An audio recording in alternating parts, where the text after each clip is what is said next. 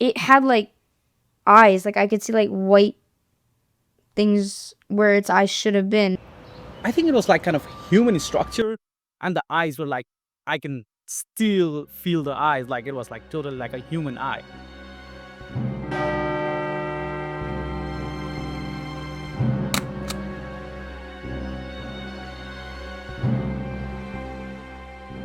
10-year-old Johnny woke up in an unfamiliar house in the middle of the night.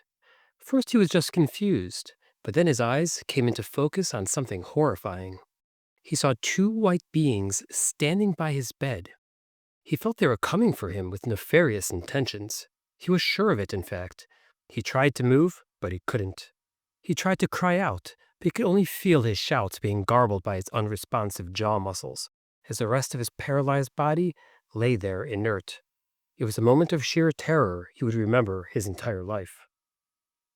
But then the true picture resolved before his focusing eyes and his sharpening mind. He recognized the room and remembered he was spending the night at his grandparents' house. One of the white beings he perceived was actually a white robe hanging on the back of an ajar closet door. The other was his grandmother, who was checking in on him as she walked past the door on her way to bed, wearing a white nightgown. That was my brother's story from many years ago. But you may also have indelible night terrors that you try not to think about, even now. That's because, according to the Cleveland Clinic, 30% of people experience at least one episode of sleep paralysis in their lifetimes.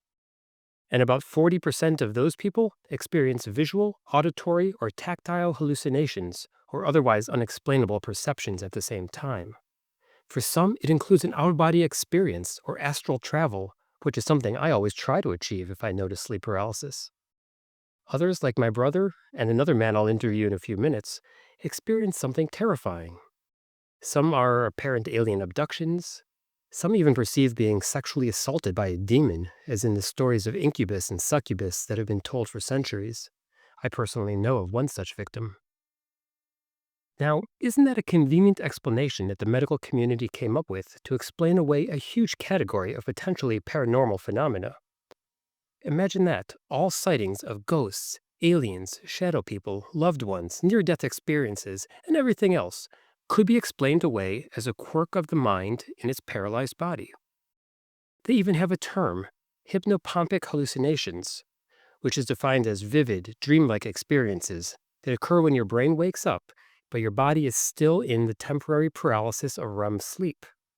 Now, that's a feature that keeps you from acting out your dreams. And this can be accompanied by vivid hallucinations, as the brain is trying to make sense of this strange state. It can project shadowy figures into the environment. And they say that factors like stress, sleep deprivation, or certain sleep disorders can increase the likelihood of experiencing sleep paralysis and these accompanying sensations. Now that's interesting, because in a recent video of mine, I conclude that the physical brain is primarily a world-building machine working on behalf of our souls.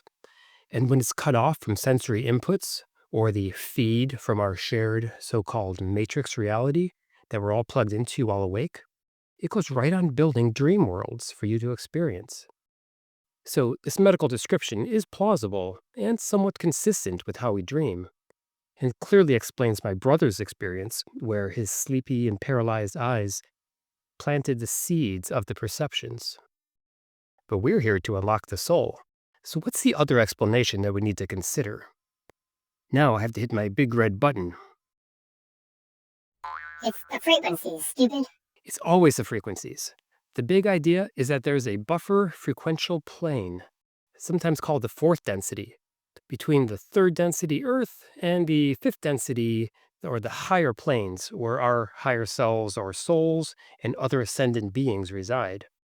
In this fourth density, we have some low-energy beings, such as energy parasites, confused souls that aren't ready to leave their carnal pleasures and addictions of the 3D Earth behind, and most of what we would call ghosts, whether confused souls not ready to move into the light, or our loved ones coming back to pay a visit. And when we spend time in that gap between awake and asleep, the so-called hypnagogic state, we resonate more with the fourth density and can often perceive the entities that reside there. or we can travel outside our body. But for now, let's keep our focus on the shadowy figures that so often appear to those upon waking. Some common descriptions I've been told about include that their appearance is typically dark, humanoid silhouettes without distinct features, sometimes described as wearing hats or cloaks, or we'll hear from my guest today, glowing eyes. Yet they're often seen at the periphery of the vision, lurking in corners of the room, standing by a bed, or even sitting on the person's chest. The witness feels intense dread, fear, a threatening presence, or a sensation of pressure on the chest. And they are fleeting. They often disappear or dissolve when the person tries to focus on them or fully wakes up. They can include ghosts, or cat or alien like creatures, and their actions can be seen as innocuous, as simply approaching the bed, or as nefarious, as molesting or trying to kill. But what are they? Are they paranormal entities, spiritual messengers, or something rooted in the complexities of our own minds? Next, I want you to remember the medical definition that links these hallucinations to sleep paralysis and to not being fully awake yet. We'll hear from someone who has had no sleep paralysis and felt fully awake during his encounter. So next, we're going to hear a first-hand account of a fascinating, if not horrifying, shadow experience encounter. We're going to meet Saurab Gupta. He's a financial analyst at one of the largest companies in the United States, and he's worked at several. And he's going to take us back to a time at Valparaiso University where he's getting his master's degree. So, Saurab, please tell us what the time and place were, what you experienced, and what your emotions were at the time. Just walk us through it. I was doing my master's degree, and it was a summertime, and nobody was there in the dorm. And I used to stay in a dorm in Valparaiso University. And then it was a late night. After the incident, I looked at my phone, and it was like around 2:30 or 3 or something like that. And so what happened was I was in a deep sleep, and then there was some noise, and then I got up, and then I just look at my side on my left. I see a shadow, and then as soon as I turned around, I see on the right side, it's up in the ceiling on the right side. So I was scared to death. I could see the eyes, and it was lighting up, and then within a blink, there was no one, and I was like, "Damn, what just happened?" Then I called one of my friend, and then I was like, "Hey, can you just stay by for like an hour or something? Because I feel like I have a nightmare." But till now, I can still remember the shadow looking at me and staring at me, and I was like, I was all sweating at that time, and I was pretty nervous, and I couldn't describe the incident to anyone. And this was my first time talking to Rob, as he brought up this like any incident that I faced in my entire life, and this was the first time, and hope it's the last one because it's really terrifying for me. Can you tell us more about the shadow itself and the eyes especially? What did they actually look like? So it was more like the shadow was like, I think it was like kind of human structure, and the eyes were like, I can still feel the eyes, like it was like totally like a human eye, but it was more like lightning eye, like than a normal human eyes. So yeah, that was pretty much. And looking back, what is your current thought on what it might have been? It might be a dream or something, but I don't think so because I was awake and I could still see a shadow on my left and then on my right on top of the ceiling. So it was a human creature, seems like a human creature, like human shadow and a human eye, and a lightning human eye. And what emotions did you feel? I was terrified. I was sweating now. And then I was scared for a while because I was all alone. Nobody was in the dorm as it was summertime, and everyone left the dorm to their family's house, and I was alone. And I was about to leave for like in next 2 days, and because I wanted to have my dorm myself just to feel the environment. How does it feel? And like yeah, that incident happened, and I left like within like next 2 days or within the next day, I guess. And nothing ever similar happened to you since?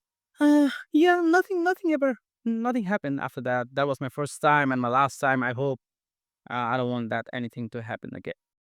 Thank you for sharing that experience. And I know there's people out there that have had similar, and they would surely feel more comforted knowing that others have experienced it. In fact, I have a member of my own family who's experienced a sighting of shadow people and was not willing to share on camera. So I'm sure hearing others describe this event will bring comfort to others. So thank you. So Saurab felt fully awake, had no sleep paralysis, yet continued to see a shadow being with glowing, almost human-like eyes crawling on his ceiling. Now that doesn't seem to fit the medical explanation to me. So in a twist, after the interview, we actually found that there are legends of a haunting in that very dorm. The Alumni Hall in Valparaiso has been known to have frequent sightings of two twin girls that would be either running down the halls or be encountered in other ways in their ghost-like form.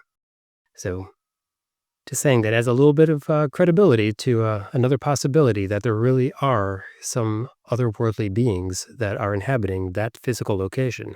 But it's hard to be convinced by a single occurrence or witness. So we'll try to get an even spookier and harder to explain tale from another of Saurab's coworkers. It's a first-hand account, but this gentleman didn't want to be on film giving his account, so it's retold here. This is a story that some of you may remember from a previous episode of mine, but it's extremely relevant to this topic. Meet Hari, a friend of mine for several years. He recently confided 2 relevant stories to me from his time living in India. Hari lived in the Kerala region of India before moving to the US. When he was in his 20s, he started seeing a dark figure in his bedroom every time he woke up. It would last up to 10 or so seconds and be as clear as day. A smaller black figure beside him, or moving about the room, or floating near him, even resting on top of him when he opened his eyes. He'd shout to his parents, who lived in the same house, but they could never see the figure, even while he still could. Other times, it was a larger white figure rather than the smaller black one. This went on for about 2 years. Now, Hari refused to see the psychiatrist his parents suggested because he didn't feel like his mind was the problem. But he did agree to visit a local energy healer. This man never asked Hari what the issue was, nor was he told. But he laid his hands on Hari, and without any way he could have known, he explained to Hari and his father that he picked up the spirit of a young girl and an old man. It happened while taking a shortcut through a normally deserted patch of forest, inadvertently touching an object on the ground that these souls were attached to. The healer laid his hands on Hari again, presumably raising his vibration to such a frequency that the spirits could no longer attach. Hari never saw the figures after that day. The witnesses we've heard from so far saw shadow people either during the night or soon after they woke up in the morning. But my final witness saw something very different. This is actually my own son. He and his friends saw shadow people in the middle of the afternoon at a party, and multiple witnesses saw the same thing. So Reed, tell us what you and your friends saw at that party last year. About a year ago, I was at my friend's house for a birthday party. We were the last 2 people there after everyone else left. We were in his basement watching a movie of some sort. And all of a sudden, the lights started flickering on and off, and the TV turned off. Everything just went dark for a second, and light, and kept repeating that for 2 seconds maybe. I looked behind me, just out of superstition, and by a dartboard he has, there appeared to be a tall, shadowy figure. It had eyes, I could see white things where its eyes should have been, and it had a white line where its mouth should have been. And it was kind of smiling a little. And my friend apparently saw it too. I didn't realize it until a few seconds later when he told me what was that. And we didn't really think much of it, just trick of the light maybe. Until maybe a minute later, the lights flickered again. We saw it right near us, maybe a few feet away in the corner. We didn't even have to turn our necks or anything. And it wasn't just out of the corner of our eyes. We could see it like most supernatural things, looking at it head on. And we could see it clearly. And we thought that was frightening, so we ran up to his parents, who were in the upper level, and we were like talking to them about what we just experienced. They thought we were just overreacting and the lights were just flickering, but it didn't flicker for them, and they were just like watching TV too, I think, and everything was completely fine for them until their dog started looking into a random corner. There wasn't a piece of furniture there. It was a complete empty corner. It was just looking there for no reason. It's normally a very active dog, always like playing around with you, and it was just still sitting there looking at the corner. The lights flicker. We see the figure again in that corner, and it starts like the dog starts barking and stuff. And then like their parents, my friend's parents, they knew something, like they felt something was there, but they didn't like know for sure. Like they didn't see it, but they like felt there was something there. So they were a little on edge after that too. And we then retreated to the kitchen because we were scared of that room then. And then the light started flickering there, but we didn't see it. I don't know what was happening. It wasn't a storm or anything. It was just clear day. And he was telling me a story about like 2 years ago maybe, that he saw this white shadowy figure, not the black ones like we were seeing, walking down his driveway at like 3 a.m. or 4 a.m., just slowly walking down there. And it looked like his neighbor, but before it was walking towards his door. He then went over there, like to his front door, and his, I think, brother was looking out the window too. And he went to the door. There was no one there. He went up to his brother, who was watching where the figure came from, and it said it never left. Like, it never walked back up the driveway. So it was probably still at the door, but he just checked the door and there's nothing there. So they knew this house was probably had like some like ghosts or something then. And then what happened at his birthday when I was there just proved their point. The kids hear footsteps sometimes at night. I hear that too, but my dad says it's just the house settling. And yeah, that concludes my story. So today we explored the multifaceted nature of shadow people, from the chilling tales whispered in the dark to potential spiritual interpretations and the fascinating insights offered by Western medicine. Many believe these shadowy figures are spirits, perhaps lost souls, or even something more malevolent, feeding off our fear. In some spiritual traditions, dark figures might be seen as negative energies, or even tests on our spiritual path. So what do you make of all these enigmatic figures? Please share your own experiences and thoughts on shadow people in the comments below, or go to simplifyfilms.com and you can chat with me there. And join us next time on Unlocking the Soul as we shine a light into another captivating mystery. Until then, keep your minds open and perhaps keep a light on tonight.